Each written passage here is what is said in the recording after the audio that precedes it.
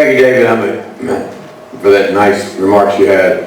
I had some nice empty calories while you were in cheesecake, empty calories, but we won't tell the food back. I came to talk about the gallery furniture experience at Hurricane Harvey. It's a long story, so here it goes. We were expecting Hurricane Harvey to blow in hot and heavy on Saturday, August 25th. So I slept at the furniture store that night, and I have a nice private bathroom, and my little Tempur-Pedic fits perfectly in there. Woke up that day, it was raining like heck. We were closed all day Saturday. About 3 o'clock on the north side of Houston, the weather cleared up and sunny. We're getting hundreds of phone calls, people asking, are you open? So I was very upset with myself. We missed all that revenue by not opening, so if I can't sell anything, I'm like a junkie without heroin. And so anyway, we promptly reopened the store and did little sales. So I'm thinking, this deal's overhyped. I'm going back home. Went home to my house, lived by Galleria, gallery furniture, went to sleep. And I noticed it rained all night, no big deal. I get up at 7 o'clock that Sunday morning to go to church, and whoops, there's 2 feet of water in the street right outside the house, so I'm stuck in the house till noon. Finally at noon, I get out and drive around, get to the gallery furniture Post Oak, and all of Post Oak is flooded, but the parking lot there on the store is fine. The store is fine, nobody's in there. So I went around the backside, went the wrong way on Westheimer to get on 610 to go to the big gallery furniture store. And this is about 12 o'clock, noon, and I come over the first hill, and the cars are coming the wrong way on 610. I knew then the shit had hit the fan. So I called Jeremy, who's our warehouse manager and a real operator who can do anything, and I asked him how I was going to get to the store because of the feeder road there at Parker and Tidwell always floods very bad on I-45. He said, go down to the entrance, come in the entrance way. So you go the wrong way. I got to the store. I got to the store and there was hundreds of phone calls, people saying, come rescue us. And we had emails, we had text messages, and it was everywhere. And it wasn't that the first responders weren't doing a good job. They did a tremendous job. It was that they were overwhelmed. How do you prepare for the Black Swan event of 100 years or 1,000 years? And so, I'd never done a Facebook Live before, but my son does them all the time. He was stuck in Dallas with his kiddos and his wife. So Jeremy came up and coached me through, along with James, Facebook Live.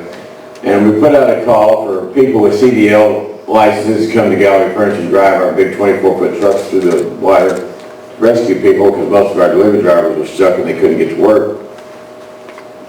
And we also let them know that Gallery Furniture North Freeway and Gallery Furniture Richmond would both be open as shelters. And so the people started coming in. Then they showed their driver's license, we gave them the truck, and these people went out and they're rescuing people off the top of overpasses, whether in the middle of the driving rain, or rescuing them in their homes, they're rescuing them in their convenience stores all over the city. And the North Freeway store filled up pretty quick. We had about 200 people in there. And we weren't prepared. We had no way to sign them in. We didn't know who they were. We just welcomed them in. They're all God's children as far as I'm concerned. And they came in. And it got dark. And it got really dark that night. Really dark. So these 2 guys that came in, these great guys, we had, because we were expecting a big furniture weekend, we had these 12 huge Penske trucks, 28-foot trucks, sit way off the ground. So we're giving the keys out and they're driving out, and they rescued 2 groups of people, and they went out to the 3rd group. And this is about 10 o'clock at night, and it was I-10 in Wallsville where the floods were really bad. And the truck got stuck on the GPS tracker, so we knew it wasn't moving. Then about 10:30, 11 o'clock at night, this lady calls me up, and her husband is in the back of the truck talking to her on a cell phone, and everybody in the back of the truck is screaming because the water's coming in the truck, and then his cell phone went dead. You know, we had to load the people in the back of the trucks like cattle because there was no other way to get them there. So I'm thinking, my God, we drowned 8 people, and this is about 10:30 at night. So Anthony, another guy that works for us, he's another operator who gets things done. He's about 6'8" inches tall. I dispatched him and another kid that works for us named Junior, both of them been there for years, to go see if they can find that truck. Normally, to get to that area from the Geological Furnace North Freeway, it takes about 30 minutes. It took them 2.5 hours going around everywhere. And they finally get to where they were within a half mile of the truck, but the water at that time was on the windshield of the truck, and the truck was still going. And so they pulled in the convenience store, and the wave of water literally knocked over half the convenience store. And so Anthony says, because he's so tall, he said, I'm going to go try to find this truck where these people are at. And his wife-to-be there got married. They were going to get married 4 weeks later. Was at the store that night with me, and she's having premonitions that he's dead too. And it's really bad. Now it's 1 o'clock. It's really dark. And I had to talk to these people for 2 hours. And so Anthony's wading through this water, and he comes up about here on him, and he's 6'8". He's very careful, feeling out where the curves are and where the trees are and this and that. He gets all the way over, and he finally finds this truck. There's nobody in. So he beelines back to our truck to start the search mission again to find out where these people are. And he's beelining back to our truck. He promptly steps in a manhole. And the water sucks him in the vortex. The odds of him getting out is 1,000,000 to 1. Since he's so big and tall, he instinctively sticks his arms out and caught himself and came up, and then it pulled back down again, and he finally got out and scraped all the skin off his leg, but he got out. He went and got Junior, and they went looking again, and they finally found this lady on the peninsula, and they asked her what she was doing, and she said, my husband is rescuing people in his boat. They had launched the boat from the entrance ramp there on Wallsville and I-10, and the husband finally came back and told Anthony and Junior that he had rescued our 8 people and taken them to the Georgia ramp. So I'm at the front of that store where I stand every day, and it's 2 o'clock in the morning, and people just keep streaming in. So a girl walks in, she's 7 years old, she's Hispanic, and she has her parents with her and her uncle. None of them speak a word of English. She comes right up where I'm at, she's crying just terribly, and she's wet like she's been swimming because they waded through the feeder road. There's 3 or 4 foot of water in it, and it's very hot and sultry outside. They walk in an air-conditioned building, it's 65 degrees, and it's cold as heck, and she's shivering and crying all at the same time. And she looks up at me, she says, can we stay here tonight? I've heard my people cry. Who will I send? And so the people stayed there. And Sunday night was tough because we have a restaurant in both stores, but there was not a grocery store or restaurant open anywhere. But we scrounged around, and we were able to feed people Sunday night, and all night Sunday night I kind of stayed up, and this guy, this big menacing looking guy, was walking around. I don't know what the issue was, or obviously a lot of them had severe mental trauma from what they'd been through. And finally he started emptying trash, and he just got real happy, and I said, why are you so happy now when you were upset earlier? He said, I found out I could help people by emptying the trash. Work is life's greatest therapy. And so came Monday. We had 200 people at North Freeway and 200 people at Post Oak, and they slept on the sofas, and they slept on the beds, and they slept on the mattresses, and they slept on the couches, and then they slept on the recliners. And all these reporters came from the New York Times, from CBS, and all these people, and they said, how can you let all these people into your sit on your fancy furniture? And I said, what am I going to do, let them drown? How hard is that? My parents taught me right was right and wrong was wrong. And by the way, out of the 400 people that stayed there, only 2 of them pissed on a mattress. Wait, the hotel's just less than the average.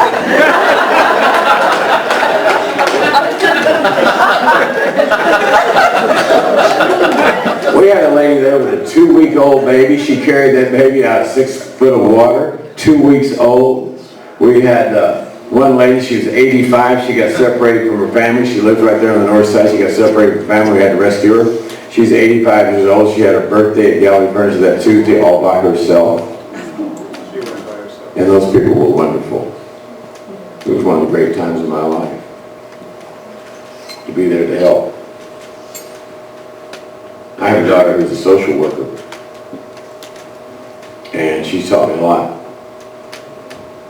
So I'm now half capitalist and half social worker, but I must admit I get much more joy out of the social work part. And so, and then we gave away cleaning supplies, we gave away food, we gave away burnt mattresses and stuff. We had hundreds of people there every day waiting in that hot sun for 4, 5, 6 hours to get that stuff. And somebody said, the same ones are coming every day. What difference does that make? They must be needy, otherwise they wouldn't stand in that hot sun for 4.5 hours. So what good came out of Hurricane Harvey? The best good was made everybody in the entire community come together. We forgot about left-wing politics or right-wing politics, and we cared about people. And then that's the way it's supposed to be 365 days a year. We cared about people. We cared about helping the least, last, and lost, are the ones that live in the $1 million homes over there by Westside Tennis Club that my wife and my son-in-law and the Navy SEALs rescued. One of the great stories on that was there was this older guy, my age, kind of crotchety. He wasn't coming out of the house. It was mandatory evacuation.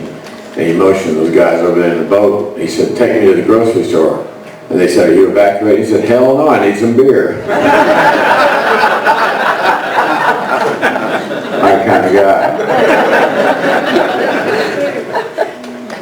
And so the question becomes, where do we go from here? From my standpoint, we help get these kids back in school. I think still something like the lady from Spring ISD told me last week, 15,000 homeless students at Spring ISD. Can you imagine? Still to this day, 15,000 homeless students. And we need more jobs for people. I got these people been eating free at my store for 8 weeks now. I told this kid today, he's 18 years old, and his brother's 10, and his other brother's 8, and they're not in school. I said, these kids need to be in school, and you need to get a job, because that's the best thing that can happen to you. We need to get people jobs and training. And the other thing we need to do is address the tremendous mental trauma, the mental illness that this hurricane has brought upon this society. Post-traumatic stress disorder. We all operated on strictly adrenaline for 6 or 8 weeks, and now it's all wearing off. And I can't tell you how many people come in this store every day crying they're 60 years old, or 20 years old, or 40 years old, it doesn't matter. And everything they have left in their life is in a black plastic trash bag. And they had 15 minutes to get out of the house as the water was rising. And they have no flood insurance, and their car flooded too, and what are they going to do? So it's not over, it's just beginning. But it's an opportunity for all of us as a community to come together and to heed the words of my business mentor, W. Edwards Deming, that said we all have responsibility for the well-being of our community. We all have a responsibility for the well-being of our community. I want to think about how I can personally get better. How I cannot be so judgmental of these people, because I'm terribly judgmental. How I can offer these people hope, and how I can take care of all of them, the ones that come up there every day. I had one that called me at church 2 weeks ago, this 84-year-old woman wanting a mattress. And I said, sure, we'll give you a mattress. She came up there, and her 40-year-old son was there, and he's on permanent disability and looks more healthy than I am, and I got an attitude because I prejudged him. I shouldn't do that. So there's lessons to learn from Harvey. And the biggest lesson to learn is to help one another. The Catholic Church I was raised at in Dallas many years ago had one sign in the back of the church that said, love one another. And that's what we're supposed to do. And so now we give away $10,000 worth of furniture every week to a needy family. And we had comments on our Facebook site criticizing us for who we gave it to because their skin wasn't the right color. Come on, aren't we over that? What difference does it make? We're all human beings in the eyes of God. We're all equal, no matter if we're worth 10 cents or 10 trillion. It doesn't matter. Somebody asked me why I did all this. I did all this because my parents taught me to do it. My mother died 4 months ago, and when I gave her a eulogy, I said my mother never once in her entire life took a selfie. But she took a family 24 hours a day, 7 days a week, because that's all that mattered to her. And so the challenge to all of us is to help Houston recover in a bigger and better way, and to make it a place that's totally inclusive. My final story, one of the most amazing things the whole time, was I was there 2 Sundays after the storm. It was very busy. And this guy walks in with a Mormon church vest on. Big yellow vest, volunteer Mormon church. He says, can I bring Giff Nielsen by to see you in an hour and a half? I said, sure. You know, Giff Nielsen played football at BYU. He played for the Oilers. He was at Channel 11 broadcaster sports here for 25 years. In the last 3 years, he's head of the Mormon church in New Zealand. Now he's in Salt Lake. So Giff came out with about 30 Mormon volunteers, including one of the 11 apostles of the Mormon church, the guy that kind of runs the whole thing. And I asked him how many people they had, how many volunteers they had come to Houston to help people in Houston in the Mormon church.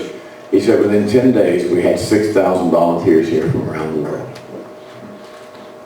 And they're all staying at the different Mormons' homes, and they're all helping each other. And one of the people I know in Springwood that's never got devastated said those Mormons did 10 times more work helping the non-Mormons than they did the Mormons. Regardless of religion, isn't that the way we're supposed to act? Isn't that how we're supposed to behave? So I'm up there at the store 10 days ago, and this crazy friend of mine called me. He says, Donald Trump's talking about you on television. I said, bullshit. He said, no, he really is. So Donald Trump talks about me on television, and I just don't get the big deal. You open the doors because it's the right thing to do. You help people. And we went 5 days without making a dime. But you know, it doesn't matter. We made something much more significant. We made a difference. And that's what we're all here to do. Thanks very much.